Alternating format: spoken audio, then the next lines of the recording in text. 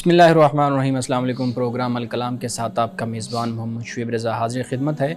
नाज़रीन किराम, इस प्रोग्राम के पहले हिस्सा में हम कुरान करीम की कुछ आयात को समझने की कोशिश करते हैं और दूसरे हिस्सा में अपने अहद के नुमाइंदा सियासी, समाजी, मजहबी और माशरती मौज़ूआत पर पैदा होने वाले सवालात के जवाबात एक नए नुक्ता नज़र से जानने की कोशिश करते हैं। हमारे साथ शरीक गुफ्तगू होते हैं जनाब मोहम्मद अमानत रसूल साहब। अमानत साहब, बहुत शुक्रिया आपके वक्त का। मेरी मामलत के लिए मौजूद हैं जनाब शारिक रसूल। शारिक, बहुत शुक्रिया आपके वक्त का। नाज़रीन किराम, आपकी स्क्रीन के ऊपर हमारा व्हाट्सएप नंबर आ रहा होगा। आप अपने सवालात हमारे उस व्हाट्सएप नंबर पर भेज सकते हैं। हम इंशाल्लाह आपके सवालात को ज़रूर एड्रेस करेंगे। गुज़िश्ता प्रोग्राम में हम 20वां पारा हमने शुरू किया था और उसकी कुछ आयात, जो इब्तदाई आयात थी, उनको हमने मौज़ूअ बहस बनाया था, जिसमें देखा था कि अल्लाह रब्बुल इज़्ज़त की जो वहदानियत है वो किस तरीके से बयान हो रही है। और अल्लाह रब्बुल इज़्ज़त ने जो आयात नाजिल की उनमें बाकायदा तौर पे बताया गया था कि कौन है जिसने ये दरख्त और ये बारिश और ये समंदर बनाए, और कौन है जिसने दो समंदरों को ऐसे पैरेलल चलाया लेकिन उन दोनों का पानी एक दूसरे के अंदर मिक्स नहीं होता। इससे आगे हम आज शुरू करेंगे। मैं गुजारिश करूँगा अमानत साहब से अपनी गुफ्तगू का आगाज़ कीजिएगा। बिस्मिल्लाहिर्रहमानिर्रहीम। ख़वातीन व हज़रात, कल हमने बात की थी कि अल्लाह सुब्हानहू व तआला ने ये सब कुछ बनाया और इसका सवाल किया गया उन लोगों से कि जो इनकार करने वाले थे और जो कुफ्र करने वाले थे, कि जो अल्लाह सुब्हानहू व तआला की ज़ात पर ईमान नहीं रखते बल्कि अल्लाह के साथ दूसरों को भी शरीक ठहराते हैं। उनसे फिर ये सवाल किया गया कि आखिर ये जो सब कुछ है इसको बनाने वाला कौन है, और हर सवाल के साथ ये भी बता दिया गया कि इसका खालिक, बनाने वाला, पैदा करने वाला वो अल्लाह की ज़ात है। अगर इसके मुकाबिल, इसके मुखालिफ अगर तुम्हारे पास कोई दलील है तो फिर तुम लेकर आओ, अगर तुम सच्चे हो। अब इसके बाद अल्लाह सुब्हानहू व तआला ने रसूलुल्लाह से ये फ़रमाया कि आप कह दीजिए कि ला यअलमु मन फिस समावाति वल अर्दिल गैब इल्लल्लाह, कि अल्लाह के सिवा आसमानों और ज़मीन में कोई गैब का इल्म नहीं रखता, यानी सिर्फ़ और सिर्फ अल्लाह के पास ही गैब का इल्म है। वमा यशऊरून अय्यान युबअसून, और वो नहीं जानते कि वो कब उठाए जाएंगे, यानी क़यामत को अल्लाह सुब्हानहू व तआला ने मख्फ़ी रखा है। बलिद्दार का इल्मुहुम फ़िल आखिरती, बल्कि आखरत के हवाले से इनका इल्म उलझ गया है। बल हुम फ़ी शक्क मिन्हा, बल्कि ये लोग उसकी तरफ से शक में है। बल हुम मिन्हा अमून, बल्कि ये लोग उस हवाले से अंधे हैं। यानी मालूम ये होता है कि कुफ़ार मुशरिकीन आखरत को मानते तो थे लेकिन अपने तरीके से। रसूलुल्लाह ने जो उनको बताया और ये जो फ़लसफ़ा ज़िंदगी है, ज़िंदगी और मौत और फिर आखरत, वो इसको दर हकीकत नहीं मानते थे।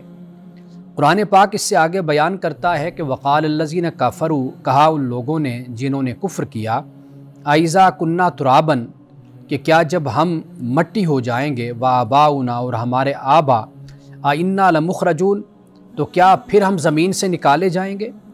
लक़द वइदना हाज़ा नहनु व आबाउना मिन क़ब्ल, इसका वादा हमें भी दिया गया और इससे पहले हमारे बाप दादा को भी ये वादा दिया गया था।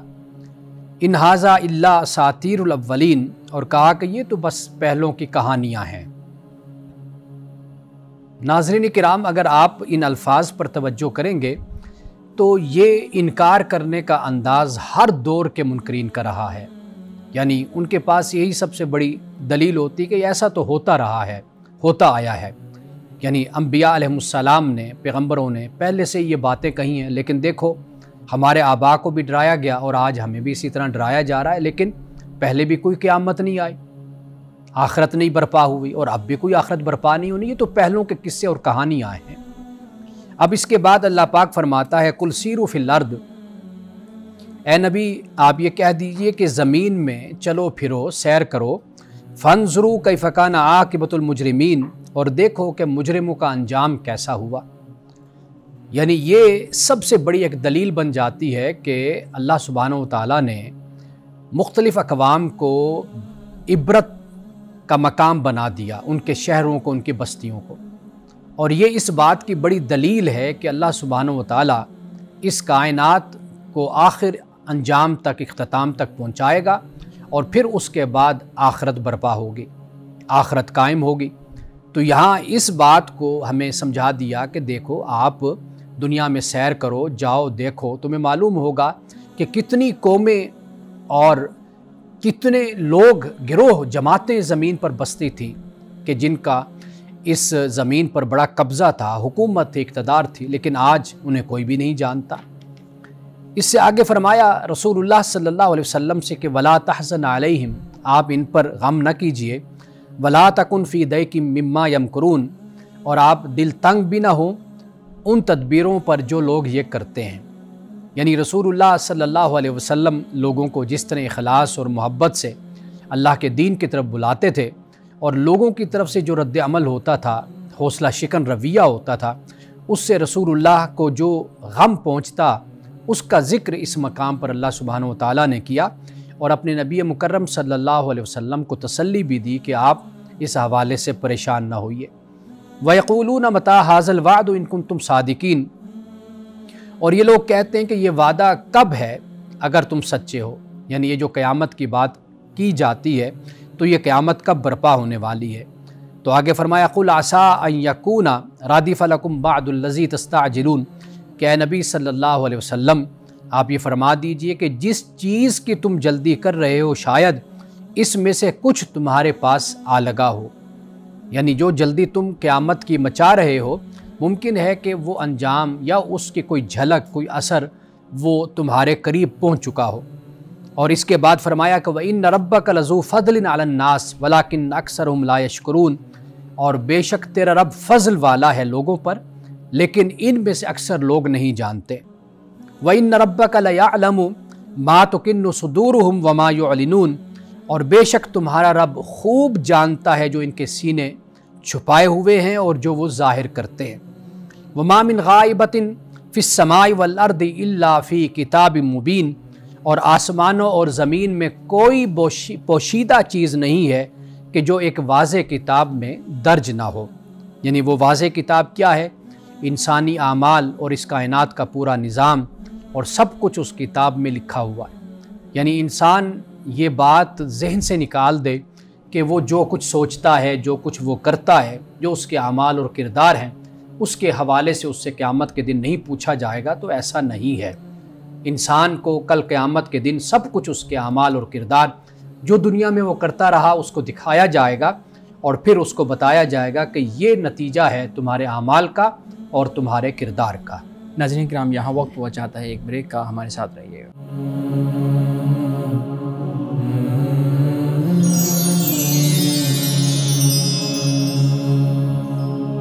वेलकम बैक नाज़रीन। बहुत शुक्रिया मानस साहब, बहुत अच्छे अंदाज से आप मुदल्लल अंदाज में कुरान करीम की आयत का मंशा बयान कर रहे थे। हमारे साहब पिछली जो गुज़िश्ता प्रोग्राम था उसमें एक सवाल जो बहुत अहम था वो मैं आपके सामने रखता हूँ, आप उस पर ज़रूर जो है ना वो बात कीजिएगा। जो गुज़िश्ता हमने प्रोग्राम के अंदर आयत पढ़ी थी कि जब अल्लाह रब्बुल इज़्ज़त को इंसान पुकारता है, इन आयत में बयान किया गया कि खुदा को पुकारो वो तुम्हारी पुकार सुनेगा। तो जब इंसान पुकारता है तो बाद औक़ात ऐसा होता है इंसान फरियाद करता है, लेकिन अल्लाह रब्बुल इज़्ज़त की तरफ से इंसान को ये मालूम होता है, लगता है कि मेरी फ़रियाद नहीं सुनी जा रही, या जो मैं दुआ कर रहा हूँ वो कबूल नहीं हो रही, जो मैं मांग रहा हूँ वो मुझे नहीं मिल रहा। तो मैं आपसे पूछना ये चाहूँगा कि ये जो देर होती है या इस दुआ का कबूल ना होना है, फ़रियाद का ना सुना जाना है, जो इंसान सोचता है, ये खुदा की तरफ से इसमें देर लगती है या इंसान की अपनी दुआ के अंदर कोई मसला होता है जिसकी वजह से ये प्रॉब्लम होती है? अच्छा, इस बात को ना दो हवालों से आप देखिए, नाज़रीन किराम भी इस पर गौर करें। एक बात तो ये है कि इंसान के अंदर से ये आवाज़ है, पुकार है, ठीक। एक तो इस पर तवज्जो दिलाई गई है कि जब आप किसी दुख में, किसी मुसीबत में होते हैं तो आप पुकारते हैं। तो जो खुदा को नहीं भी मानता, आप देखिए कि वो भी अपने मुंह से ओ माय गॉड के अल्फाज निकालता है, या भगवान कहता है, या कोई लफ्ज़ भी पुकारता है, तो गोया कि वो कोई ऐसी कुव्वत का तसव्वुर उसके जहन में होता है कि जिसको वो खुदा, इस कायनात का खालिक, मालिक और जिसके हाथ में कंट्रोल होता है। यानी एक तो ये बात हमें समझ आ जाती है कि ये इंसान की फ़ितरत में ये चीज़ मौजूद है, खुदा को पुकारना, खुदा को मानना, या खुदा का एहसास या खुदा का शऊर। ये इंसान के अंदर है। पहली बात तो ये समझ आ जाती है। और दूसरी बात ये है कि जब ये कहा गया दुआ के हवाले से, अब कुरान मजीद पढ़िए, अहादीस रसूल सल्लल्लाहु अलैहि वसल्लम का मुताला कीजिए, तो दुआ की बहुत ज़्यादा अहमियत है, बहुत ज़्यादा। इवन कि यहाँ तक कि सलात का एक माना दुआ है। सही। और दुआ की इतनी अहमियत है कि रसूलुल्लाह सल्लल्लाहु अलैहि वसल्लम ने फरमाया कि अल्लाह ताला इंसान के लिए कोई फ़ैसला भी होता है तो उसको भी दुआ की वजह से बदल देता है इंसान के लिए। सही। नामुमकिन को मुमकिन भी अल्लाह सुब्हानहू तआला बना देता है इंसान की दुआ के ज़रिए से। अब जो मामला होता है ना उसकी कबूलियत का, इंसान दर हकीकत एक तो सेल्फ सेंटर्ड है, यानी कि कुछ तो सेल्फिश, इंसान के अंदर सेल्फिशनेस होती है। और फिर यह कि इंसान जो चीज़ कह रहा होता है, जो मांग रहा होता है, उसके जहन में फ़कत वही चीज़ होती है जिसका वो तकाज़ा अल्लाह से करता है। कई मरतबा ऐसे होता है, हम खुद अपनी ज़िंदगी में भी ऐसा करते हैं कि अगर हम किसी के लिए एक चीज़ उसके मांगने पर नहीं देते तो हम उससे कहीं बेहतर एक चीज़ उसको मुहैया कर रहे होते हैं। सही। हम ये भी कहते हैं कि इसने ज़रा जल्दी कर दी सवाल करने में, मांगने में या अपना मुतालबे में, अगर ये थोड़ा सा सब्र कर लेता या इंतज़ार कर लेता तो मैंने इसके लिए यह कुछ सोचा हुआ था। सही। तो अल्लाह सुब्हानहू व तआला के यहाँ जो इंसान का मामला है वो ऐसा है कि इंसान जो मांगता है, इंसान के जहन में होता है कि ये मुझे एग्जैक्ट ये मेरे पास होना चाहिए, लेकिन अल्लाह सुब्हानहू व तआला अलीम भी है, हकीम भी है, वो कदीर भी है, तो वो हिकमत के तहत इंसान को अता करता है। जो मांग रहा है इंसान, मुमकिन है वो इंसान के लिए बेहतर ना हो। और फिर ये है कि कई मरतबा ये भी होता है कि अल्लाह सुब्हानहू व तआला फरमाता है ये मेरा बंदा सब्र करे, तो जो ये मुतालबा कर रहा है, मांग रहा है, मैं इससे कहीं बेहतर इसको अता करूँगा। इसी तरह हदीस में ये भी आता है कि आखिरत में जब इंसान को कोई इनाम दिया जाएगा तो वो कहेगा या अल्लाह ये किस चीज़ का इनाम है। अल्लाह फरमाएगा तूने दुनिया में मुझसे सवाल किया था, मांगा था, और उसके बाद तूने सब्र किया, मैंने तेरे लिए ये ज़ख़ीरा आखिरत के लिए रख दिया था, अब मैं आखिरत में तुम्हें ये इनाम तुम्हें अता कर रहा हूँ। तो लिहाजा दुआ की मुख्तलिफ़ सूरतें हैं। कुरान पाक ये बताता है कि जिनको तुम शरीक ठहराते हो और तुम उनको पुकारते हो, लेकिन जब तुम तकलीफ़ में होते हो, उनको पुकारते हो, वो सारे गायब हो जाते हैं। उस वक्त भी तुम्हारी मदद के लिए अगर होता है तो वो अल्लाह सुब्हानहू व तआला की ज़ात होती है जो तुम्हारी मदद करती है। बिल्कुल ठीक है, बहुत खूबसूरत। एक और चीज़ इन्हीं आयात के अंदर हमने पढ़ा कौमों के रद्दो बदल का मामला, कि एक कौम की जगह पे अब दूसरी कौम को हमने जगह दे दी। कौमों के रद्दो बदल का जो उसूल है वो क्या है? कोई बुनियादी उसूल हैं या इज़्ने खुदा के साथ किसी कौम को उरूज मिल गया, किसी को ज़वाल आ गया? यानी ये वाज़ेह कीजिएगा कि इसके कोई बुनियादी उसूल भी हैं कि वो मुस्लिम, नॉन मुस्लिम, कौन सी तहज़ीब, कौन सी नहीं, खुदा को मानने वाली, ना मानने वाली? अच्छा, एक तो इस पर कोई फ़र्क नहीं है खुदा को मानने वाली है या खुदा को ना मानने वाली।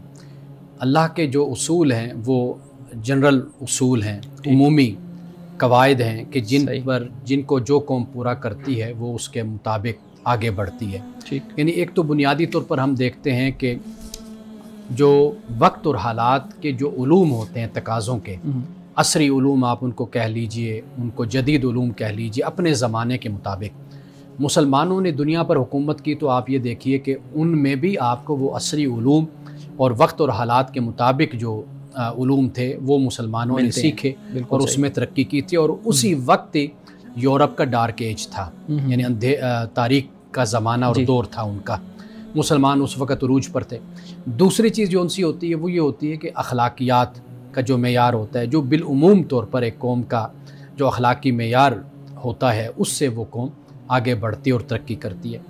तीसरी बात आप ये भी कह सकते हैं कि सियासी हवाले से जो कौम एक मरकज़ पर जमा होती है, एक नुक्ते पर जमा होती है, उनमें इत्तेहाद होता है और उनको अपने सियासी अहदाफ में कोई किसी किस्म की कन्फ्यूजन नहीं होती। ये चंद ऐसे मकासद हैं कि चंद ऐसे ज़राए आप कह लीजिए या उसूल कह लीजिए कि जिसकी बुनियाद पर एक कौम आगे बढ़ती है, तरक्की करती है और उरूज तक पहुँचती है। बाकी जो ज़वाल का मामला होता है वो ये होता है कि हर उरूज को ज़वाल तो है। अल्लाह सुब्हानहू व तआला का ये भी उसूल और कायदा है कि अल्लाह सुब्हानहू व तआला कुरान मजीद को जब हम पढ़ते हैं तो हमें ये मालूम होता है, जब कुरान कहते हैं ना कि ज़िंदा को मुर्दा से पैदा करना, मुर्दा को ज़िंदा से पैदा करना, ये दर हकीकत ये वही अल्लाह ताला का कानून उरूज व ज़वाल है कि जो हम देखते हैं कि एक कौम बिल्कुल बेनामो निशान होती है, मरी हुई होती है, एकदम उठती है और अपने आप को स्टैब्लिश भी कर लेती है, सियासी हवाले से, माशी हवाले से, इल्मी हवाले से, अखलाकी हवाले से वो कहाँ पहुँच जाती है। फिर देखते हैं कि हम उसको आहिस्ता आहिस्ता फिर वो ज़वाल पजीर होती चली जाती, फिर एक नई कौम सामने आती है। तो अल्लाह ताला का ये जो कानून है उरूज व ज़वाल, वो कुछ इस तरह का है कि जिसकी बुनियाद पर फिर कौमें आगे बढ़ती हैं और कोई कौमें पीछे रह जाती हैं। बिल्कुल ठीक है, बहुत शुक्रिया। अच्छा माना साहब, हमारे नाज़रीन के भी कुछ सवालात हैं, तो मैं आपके सामने रखता हूँ एक एक करके, तो आप उनके जवाब अनायत फरमाइएगा। अच्छा, एक तो पहला सवाल हमारे पास ये आया कि कोई वजीफ़ा बता दें जिससे पसंद की शादी आसान हो जाए। ये सवाल वो कर रही हैं कि मैं जिससे पसंद की शादी करना चाहती हूँ वो लड़का मान नहीं रहा, उसके पास कुछ मेरे राज हैं, पहले हमारी कमिटमेंट हुई थी कि हम शादी करेंगे, अब किसी नाराज़गी की वजह से या किसी वजह से वो अब शादी के लिए नहीं मान रहा, तो आप कोई वजीफ़ा या तरीक़ाकार बता दें। देखिए, सिंपल और सादा है कि 5 वक्त की नमाज़ पढ़ें और सबसे बड़ा वजीफ़ा दुआ है। अल्लाह की बारगाह में दुआ करें। दुआ जो करनी चाहिए ना बंदे को, हमेशा मैं इसकी तलक़ीन करता हूँ, दुआ ये करनी चाहिए, अल्लाह जो मेरे हक़ में बेहतर है तू वो फ़ैसला फरमा, मुझे वो अता फरमा। इसलिए कि हम ज़िंदगी में ना कभी नौजवानी होती है तो हमारी ये ख्वाहिश होती है लड़की हो तो कि मेरी शादी इस लड़के से हो जाए, और कभी लड़का होता है तो उसकी ख्वाहिश होती है कि मेरी इससे शादी लड़की से हो जाए। लेकिन ज़िंदगी के जब 2 साल 4 साल गुज़रते हैं और कई लोगों को तो बहुत जल्द इस बात का अंदाज़ा हो जाता है कि ये फ़ैसला गलत हो गया हमसे, और फ़ैसला गलत हो गया, और उस वक्त उनको पता चलता है कि ये सिर्फ़ एक मोहब्बत जो थी, एक ज़हनी फ़तूर था, कि जो अब जाकर जब प्रैक्टिकल लाइफ में आए तो अंदाज़ा होता है कि भाई ये ज़िंदगी इंसान की सिर्फ़ इस तरह मोहब्बत के सहारे नहीं, यानी जज्बात के सहारे इंसान की नहीं गुजरती, फिर इंसान को हक़ाइक़ ज़िंदगी का पता चलता है। तो मैं इसलिए अपने नौजवान बच्चियों को हमेशा ये तलक़ीन करता हूँ कि एक तो नमाज़ पढ़ा करें, नमाज से दिल लगाएं। दूसरे नंबर पे अल्लाह से ये दुआ किया करें, या अल्लाह जो हमारे हक़ में बेहतर है ना, तो हमारे लिए उसका फ़ैसला फरमा। बाकी इनके लिए कोई ऐसे वज़ाइफ़ बाकायदा तौर पे नहीं है कि जैसे कोई मेडिकल में कोई बुखार की दवाई होती है, नज़ले की दवाई होती है, तो यहाँ पर इस तरह की कोई मेडिसन नहीं है। अल्लाह से लाव लगाएं, अल्लाह से मोहब्बत करें, अल्लाह से ताल्लुक़ रखें। ज़िंदगी की तरजीहात बदल जाती हैं इंसान को जब अल्लाह से मोहब्बत और अल्लाह के दीन से मोहब्बत होती है। सही। अच्छा हमारे साहब, इसी से मुताल्लिक़ एक और सवाल भी है, फिर वो भी हमारे यहाँ बहुत ज़्यादा पूछा जाता है सोशल मीडिया पे हम देखें तो, कि इंसान को वो लड़का है या लड़की है, किन चीज़ों को देख के शादी करनी चाहिए। मिसाल के तौर पे एक लड़की है या लड़का है, वो एक PhD लेवल तक तालीम हासिल कर रही है या कर रहा है, दूसरी तरफ जिसके साथ उसका लगाव है वो अब इस लेवल पे नहीं है, वो मैट्रिक या FA या इस लेवल पे है, उसके पास जॉब है, तो ये देखा जाता है कि चलिए उसके पास जॉब है या उसके साथ दिली लगाव हो गया है, इसी तरीके से मुस्लिम मामलात हैं। तो आप ये भी बताइएगा कि किन चीज़ों को देख के आजकल के जो नौजवान बच्चियां या बच्चे हैं वो शादी का फ़ैसला करें। बहुत अच्छा सवाल है ये आपका। हमारे फ़ुक़हाए किराम ने एक मसला है, मसला कफ़ाअत, कुफ़ का मसला, उसको बयान किया। कुफ़ का वैसे तो इक्वालिटी इंग्लिश में हम उसका तर्जुमा करता है। इक्वालिटी यही होती है कि देखा जाता है कि भाई लड़का लड़की ख़ूबसूरती के लिहाज से, यानी देखा जाए कि भाई उनमें मुनासबत कोई बनती है या नहीं बनती। इसी तरह एक ख़ानदानी स्टेटस होता है, लेवल होता है, उस चीज़ को भी मद्देनज़र रख लिया जाए। अखलाकियात का मामला होता है, उसको देख लिया जाए। दौलत का मामला होता है, उसको जो अखलाकियात की बात की वो मैं अर्ज़ कर दूँ कि रसूलुल्लाह सल्लल्लाहु अलैहि वसल्लम ने इस बात की तलक़ीन फरमाई कि लोग शादी करते हैं, देखते हैं कि भाई क्या ख़ानदान कैसा है, माल और दौलत को देखते हैं, ख़ूबसूरती को देखते हैं, तो रसूलुल्लाह ने फरमाया कि तुम दीन को तरजीह दो। सही। यानी दीन से मुराद ये कि अखलाक हो, किरदार हो, एक इंसान जो वाज़ेह बात है कि हम मुसलमान हैं तो वो इस्लाम की जो रिवायत है, तरीक़ा है, फ़राइज़ है, अहकाम हैं, हम उनकी पैरवी करते हैं, उनको अहमियत देते हैं अपनी ज़िंदगी में, उनको फ़जीलत देते हैं, तरजीह देते हैं। इन चीज़ों को रसूलुल्लाह ने फरमाया कि फिर तुम तरजीह दो। यानी प्रायोरिटी में आप कह लीजिए कि दीन, अखलाक, किरदार, ये चीज़, क्योंकि ज़िंदगी इसके साथ गुज़रती है, लेकिन बाकी चीज़ों का भी लिहाज और उनका भी ख्याल ज़रूर रखा जाए।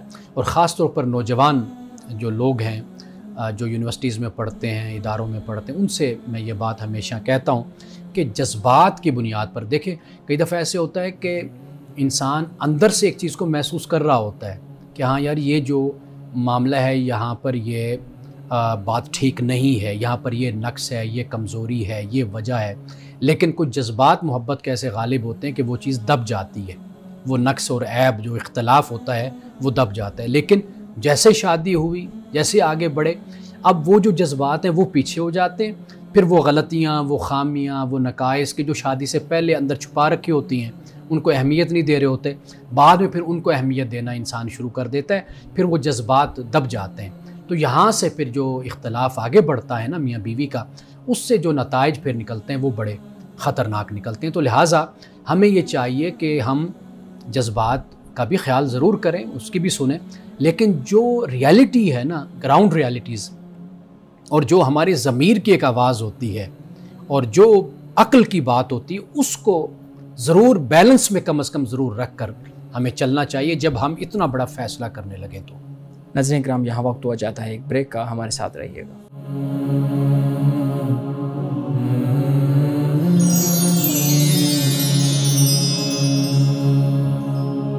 वेलकम बैक नाजरीन। अमाना साहब, हमारे नाजरीन की तरफ से जो सवालात हैं वो हम आपके सामने रख रहे हैं।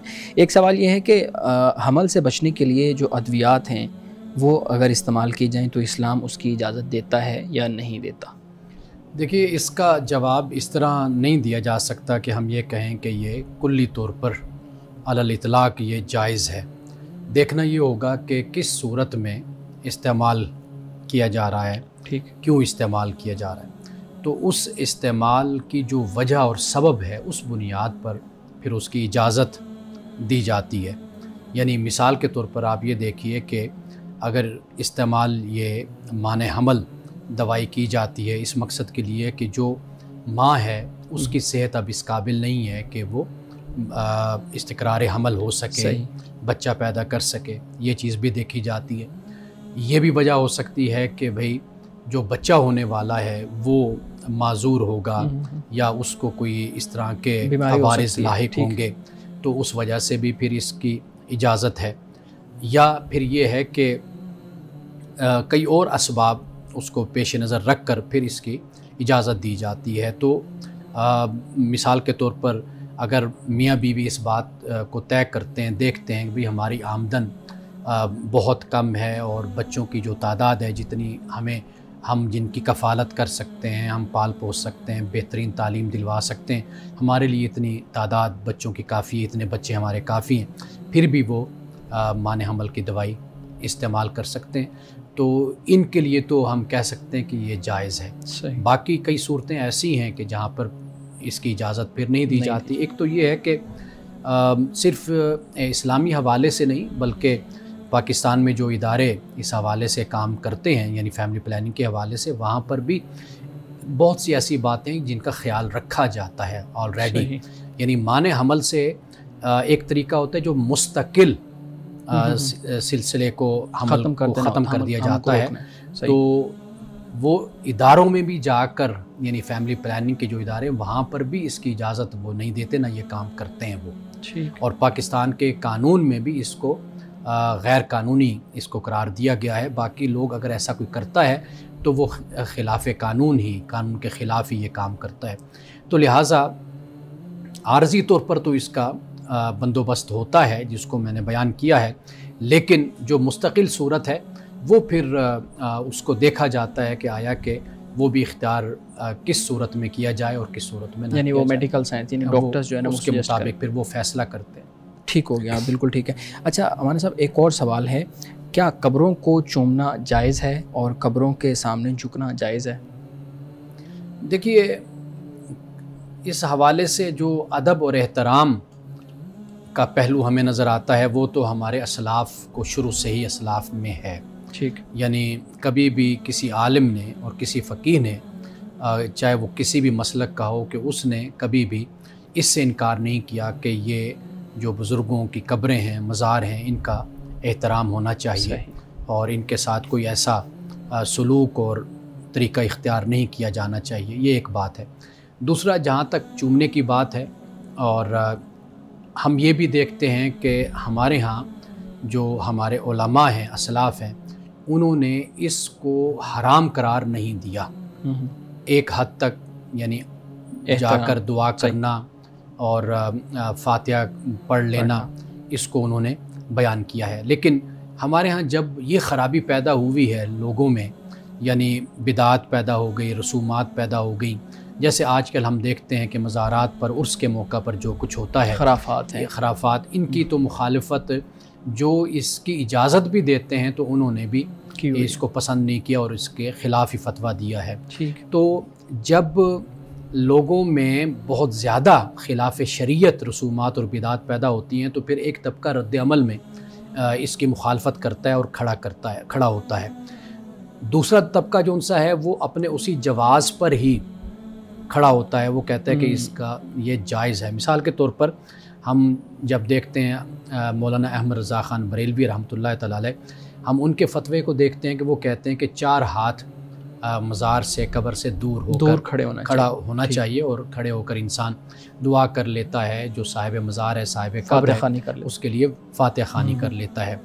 इस हद तक तो ये एक जवाज़ की सूरत बन जाती है। लेकिन जब इसी जवाज़ को गलत इस्तेमाल करते हुए बिदात और बहुत सी कबाहतें पैदा होना शुरू हो जाती हैं तो फिर वाज़ेह बात है कि एक तबका फिर इसके ख़िलाफ़ भी खड़ा होता है और वो उनका खड़ा होना भी फ़ितरी बात होती है, ताकि ये जो कुछ हो रहा है इनको कम अज़ कम एलिमिनेट किया जाए और इन आदात और इन तरीक़ों को ख़त्म किया जाए। बिल्कुल ठीक है। अमान साहब, एक और सवाल, हम सच्ची तौबा किस तरह करें, ऐसी तौबा कि जिससे अल्लाह रब्बुल इज़्ज़त हमसे राज़ी और खुश हो जाए?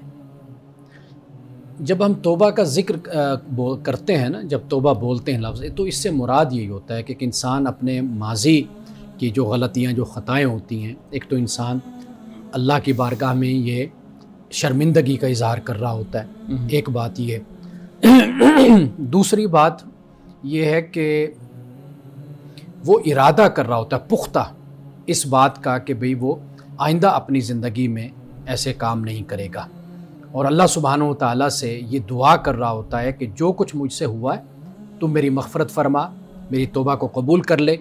तो जब इंसान इस सोच के साथ और पुख्तगी के साथ जब आता है अल्लाह की बारगाह में और अपने गुज़श्ता गुनाहों से तौबा करता है, तो दर हकीकत यही वो तौबा है जिसको तौबतन नसूह कुरान पाक ने कहा है। पुख्ता और पक्की तौबा वो तब बनती है। तो लेकिन इन्हिसार इंसान की अपनी ज़ात पर ही है कि इंसान ख़ुद ही अपने आप को अपनी तौबा पर पुख्ता रखता है। और अगर इंसान ये याद रखेगा सबक और ये वादा और ये मुआहदा जो उसने अल्लाह से किया याद रखेगा तो गुनाहों से बचता रहेगा। अगर भूल जाएगा तो वाज़ेह बात है कि फिर दोबारा गुनाहों में मुलव्वस हो जाएगा। जी शारिक, आपके पास भी कुछ सवालात होंगे, वाने साहब के सामने रखिएगा। जी बहुत शुक्रिया। हमारे यहाँ एक यूनिवर्सिटी ने लड़कियों के जीन्स पहनने पर पाबंदी लगाई। मैं ये जानना चाहता हूँ, अगर मज़हब एक लिबास की इजाज़त देता है तो क्या इदारों के पास, तालीमी इदारों के पास ये इख्तियार है कि वो हम ड्रेस कोड के नाम पर जो है पाबंदी लगाएं? देखिए, मज़हब जहाँ हराम और हलाल को बयान कर देता है वाज़ेह तौर पर, वहाँ पर अमल करना लाजिम हो जाता है। यानी कि ये हराम है जी, यानी अल्लाह ताला ने इससे मना किया और अल्लाह ने ये करने का हुक्म दिया। जहाँ अल्लाह का हुक्म हो फ़र्ज़ है और जहाँ पर अल्लाह ताला ने मना कर दिया वो हराम है, हुक्मन रोक दिया, उसकी पाबंदी तो हर मुसलमान पर लाजिम हो जाती है। बाकी जहाँ पर इस्लाम खामोश होता है तो वहाँ पर फिर आपका जो फ़ैसला होता है वो आपके हालात के मुताबिक होता है। मैं पाकिस्तान बल्कि लाहौर के बहुत से मॉडर्न इलाके और जहाँ पे यूनिवर्सिटीज़ भी हैं, जहाँ पे कॉलेजेस भी हैं, स्कूल्स भी हैं, मैं ज़ाती तौर पे जानता हूँ कि उन्होंने भी कुछ रूल्स एंड रेगुलेशंस बना रखे हैं। हालांकि लोगों के जहनों में ये बात होती है कि शायद ये बहुत ही मॉडर्न स्कूल है, यहाँ पर VIPs के बच्चे आते हैं, बड़े मॉडर्न लोग आते हैं, तो यहाँ पर कोई पाबंदी नहीं होगी। तो ऐसा नहीं है कि वहाँ पर भी लिबास की भी पाबंदी है कि भाई आपने इस तरह का लिबास पहनना है। और यहाँ तक के जो नौजवान बच्चियाँ हैं उनको इस बात की भी इजाज़त नहीं है कि वो कोई मेकअप का सामान अपने बैग में डाल कर ले आएँ और फिर वहाँ पर मेकअप कर लें या इस तरह की और बहुत सी चीज़ें हैं। यहाँ तक कि जूतों का मामला है, लिबास का मामला है, हालांकि हम ये कह सकते हैं कि भाई लिबास पे कौन सी इस्लाम ने पाबंदी लगाई है जी। कुरान यही कहता है ना इस्लाम कि भाई आपका लिबास ऐसा हो कि जो आपके तन को जिस्म को ढांपने वाला लिबास होना चाहिए, चुस्त लिबास ना हो। ये कुरान पाक ने यानी इस्लाम ने जो हमें तालीम दी है, दीन ने दी, वो यही तालीम हमें दी है। फ़वाहिश का जिक्र किया, सही। लेकिन आप देखिए कि इदारे अपनी ज़रूरत के मुताबिक और अपने हालात के मुताबिक फ़ैसला करते हैं। तो लिहाजा अगर किसी यूनिवर्सिटी ने यह फ़ैसला किया है तो उन्होंने अपने हालात और माहौल के मुताबिक ये फ़ैसला किया है, तो ये दुरुस्ती फ़ैसला है उनका। नाज़रीन किराम, बाकी सवाल लेते हैं एक ब्रेक के बाद, हमारे साथ रहिए।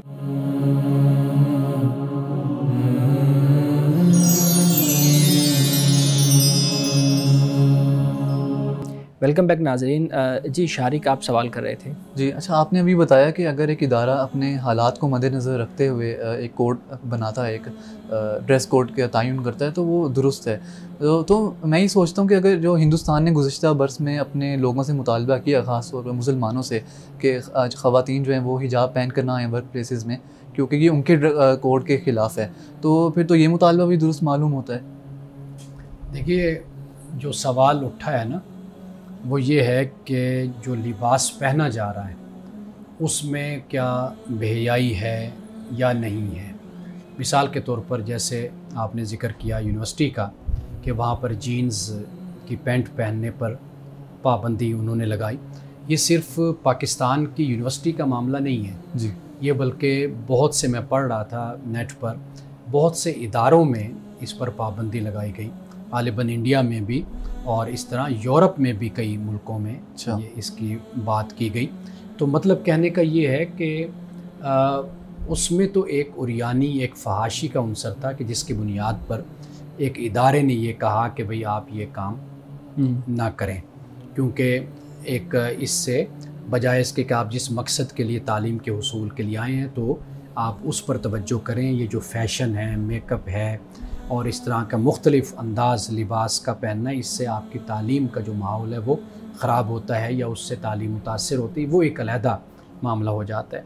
अब ये जो आप इंडिया की मिसाल दे रहे हैं या फ़्रांस की हमारे सामने मिसाल है, आप ये भी देखिए ना कि हम ये बात एक ख़ास तालीमी इदारे में कर रहे हैं और उमूमी तौर पर लोगों से इस बात का तकाज़ा करना, ये तो जो इंसान के बुनियादी हक़ है उससे उसको महरूम करने के मुतरादिफ़ हो जाता है ना। यानी कि मिसाल के तौर पर मैं अगर कैप पहनता हूँ, टोपी पहनता हूँ, मुझे ये कहा जाए कि जी आप जब बाहर आएंगे घर से तो आप टोपी नहीं पहनेंगे, तो ये मेरी मर्ज़ी है कि मैं टोपी पहनूँ या मैं टोपी ना पहनूँ। इसी तरह कोई ख़ातून है, अगर वो हिजाब करती है, वो ये समझती है कि ये मेरी रिवायत है या मुझे ये अल्लाह का हुक्म है या मैंने इस पर अमल करना है, तो उसको उसकी इजाज़त होनी चाहिए। इसमें कौन सी ऐसी कोई बात है कि जिस बुनियाद पर हम ये कहें कि भाई कोई तालीम पर कोई असरअंदाज हो रहा है या कोई और मकसद हासिल नहीं हो रहा, तो यानी कि हाँ कोई ऐसा कोई मकसद में रुकावट है, तो ये इस बात का भी हमें जायज़ा लेना होगा ना कि जहाँ पर एक इंसानी हक़ है, बुनियादी हुकूक हैं, वो तो कहीं पर पामाल नहीं हो रहे जी। तो लिहाजा मेरा ख्याल है कि इन दोनों मिसालों को हम आपस में मिक्सअप नहीं कर सकते, यानी इनका एक दूसरे से कोई ताल्लुक़ नहीं बनता। अच्छा, आपने कहा मकसद में रुकावट नहीं है कोई भी हम टोपी पहनते हैं, हिजाब करते हैं, लेकिन क्या आपको नहीं लगता कि हिजाब करने से या टोपी पहनने से जो एक मज़हबी हुक्म है, हम मज़हब की तरफ ज़्यादा फोकस कर रहे हैं और जो हमारा काम है तालीम हासिल करना वो ज़रा सेकेंडरी हो जाता है? तो देखिए, 2-3 बातें होती हैं ना कि जिसकी बुनियाद पर आप कोई पाबंदी लगाते हैं या कोई बात आप करते हैं। एक तो चीज़ होती है कि जिसको हम कहते हैं कि रियासत अगर ये देखती है कि इससे किसी की जान, माल, इज़्ज़त, आबरू उसको नुकसान पहुंचने का ख़दशा है, तो वहाँ पर रियासत ये मामला करती है। मिसाल के तौर पर जैसे हम एक रियासत पाकिस्तान के एक फ़र्द हैं, यहाँ पर हम रहते हैं, एक तो ये चीज़ पेश नज़र होती है। आप का जो हक़ है, मिसाल के तौर पर आपका माल, आपकी इज़्ज़त, आपकी आबरू, आपकी जान, अगर डर है इस बात का कि मुझसे आपको नुकसान पहुंचा है या पहुंचेगा, तो वाज़ेह बात है कि यहाँ पर ऐसा सद्देबाब किया जाएगा कि जिस बुनियाद पर आप नुकसान से बच जाएं और मुझे इससे रोका जाएगा। एक ये चीज़ है जो बिल्कुल ही जुदा मामला हो जाता है। लेकिन वो चीज़ें कि जिनमें कोई फ़र्क ही नहीं पड़ता, यानी मेरे मेरे लिबास से आपका क्या ताल्लुक़ बनता है, या रियासत को उससे क्या नुकसान है, या किसी को क्या नुकसान उससे है, मेरे लिबास से, मेरे जूतों से, मेरी ऐनक से, मेरी टोपी से, या मेरी शख्सियत से किसी को क्या है। तो यहाँ पर जो दखल अंदाज़ी और मुदाखलत होती है ना, ये फिर बुनियादी हक़ जो सा होता है उसको पामाल करने के मुतरादिफ हो जाते हैं। तो लिहाजा वो जो इदारों की हम मिसाल दे रहे हैं, उन इदारों की इससे कोई ताल्लुक़, मिसाल के तौर पर आप पैंट शर्ट पहनना पसंद करते हैं, तो आपके इस पैंट शर्ट से भला क्या माशरे को क्या नुकसान है, समाज को या जो शहरी हैं उनको क्या इससे नुकसान पहुंच रहा है।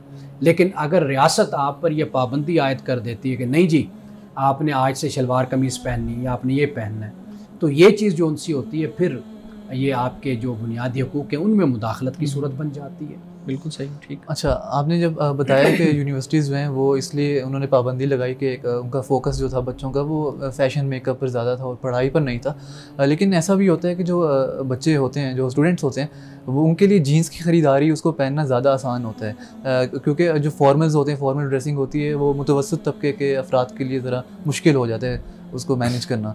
तो इस तरह तो एक मुआशी जबर की सूरत नहीं बन जाती अगर एक इदारा बिल्कुल ही पाबंदी लगा लेते हैं लिबास पर। देखिए, मैं जानता तो नहीं हूँ कि यूनिवर्सिटी का क्या फ़ैसला है इस हवाले से, लेकिन मैं ये समझता हूँ कि उनकी मुराद इससे ये होगी कि जीन्स जिस तरीके से यानी एक लिबास है, उससे चूँकि इंसान के अज़ा का इजहार होता है, या अगर एक इंसान उमूमी लिबास, आम लिबास पहनता है, जैसे पैंट शर्ट पहनी जाती है, अगर उस तरह की कोई जीन्स है, कोई इस तरह का लिबास है, तो मेरा ख्याल है कि उस पर कोई ऐसी पाबंदी उन्होंने नहीं लगाई होगी। उस पर होगी कि जिसमें इंसान का जिस्म नुमाया होता होगा। इस हवाले से ये उनकी पाबंदी, जहाँ तक मेरा ख्याल है कि वो इस वजह से होगी, वरना इस वजह से नहीं होगी कि ये ख़ास चूँकि लिबास है तो लिहाजा ये लिबास नहीं पहनना। जैसे हमारे यहाँ कहा जाता है कि ये जो 3 पीस सूट है तो ये अंग्रेज़ों का लिबास है, तो लिहाजा इसको पहनना नाजायज़ और हराम है।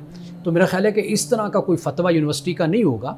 तो वो असल उनका मकसद यही होगा कि भाई ऐसा लिबास पहना जाए कि जो खुला डुला भी हो और इंसान जिसमें आराम से आए, बैठे और तालीम हासिल करे। बिल्कुल ठीक है। हमारे साहब आज की हदीस मुबारक बयान कीजिएगा। हज़रत अनस बिन मालिक रज़ियल्लाहु ताला अन्हु से रिवायत है कि रसूलुल्लाह सल्लल्लाहु अलैहि वसल्लम ने फरमाया, अक्रिमू औलादकुम व अहसिनु अदबहुम, कि आपने फरमाया कि अपनी औलाद का ख्याल रखो और उन्हें अच्छे आदाब सिखाओ। हज़रत अनस बिन मालिक ने ये 2 बातें रसूलुल्लाह से रिवायत की हैं, यानी ये दोनों बातें औलाद के हवाले से बहुत अहम है कि जब आपने ये फरमाया अक्रिमू औलादकुम, यानी अगर हम इसका तर्जुमा करें तो तर्जुमा ये बनता है कि तुम अपनी औलाद की इज़्ज़त करो, यानी तकरीम करो। क्यों? एक बात समझ आती है, इसलिए कि औलाद में भी अना होती है, उसकी भी एक इज़्ज़त नफ्स होती है।